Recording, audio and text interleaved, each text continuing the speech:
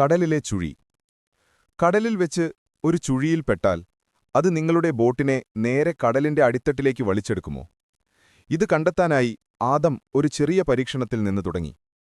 ഒരു ചുഴി സൃഷ്ടിക്കാൻ കഴിയുന്ന രീതിയിൽ അദ്ദേഹം ഒരു ടാങ്ക് ഉണ്ടാക്കി. ചുഴി രൂപപ്പെട്ടപ്പോൾ ഒരു ചെറിയ മോഡൽ ബോട്ട് അടിത്തട്ട് വരെ പൂർണ്ണമായും വലിച്ചെടുക്കപ്പെട്ടു.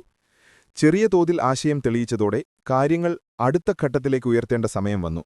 ജെയ്മി 9200 ഗാലൻ ശേഷിയുള്ള ഒരു വലിയ ടാങ്ക് കൊണ്ടുവന്നു. അതോടൊപ്പം ഒരു 200 കുതിരശക്തിയുള്ള വാട്ടർ പമ്പും ഘടിപ്പിച്ചു. ടാങ്ക് നിറച്ച ശേഷം പമ്പ് ഓൺ ചെയ്തപ്പോൾ ശക്തമായ ഒരു കറങ്ങുന്ന ചുഴി രൂപപ്പെട്ടു. ആദം ഒരു മോഡൽ ചരക്ക് കപ്പൽ വെള്ളത്തിൽ വെച്ചു. അതുടൻ തന്നെ ചുഴിയിലേക്ക് വലിച്ചെടുക്കപ്പെട്ടു. എന്നാൽ ഒരു വ്യക്തി ഒരു യഥാർത്ഥ ചുഴിയിൽപ്പെട്ടാൽ എന്ത് സംഭവിക്കും? ആദം അത് നേരിട്ട് കണ്ടെത്താൻ തീരുമാനിച്ചു. ചുഴി സാവധാനം രൂപപ്പെടാൻ തുടങ്ങിയപ്പോൾ അദ്ദേഹം ഒരു സപ്പോർട്ട് ബാറിൽ പിടിച്ചുനിന്നു. അതിന് വേഗത കൈവരിച്ചപ്പോൾ ആദം പിടിവിട്ടു. ഉടൻ തന്നെ ശക്തമായൊരു താഴേക്കുള്ള വലിവ് അദ്ദേഹത്തിന് അനുഭവപ്പെട്ടു. 1 മിനിറ്റിൽ താഴെ സമയം കറങ്ങിയപ്പോഴേക്കും അദ്ദേഹത്തിന് തലകറക്കവും ദിശയറിയാത്ത അവസ്ഥയും അനുഭവപ്പെട്ടു.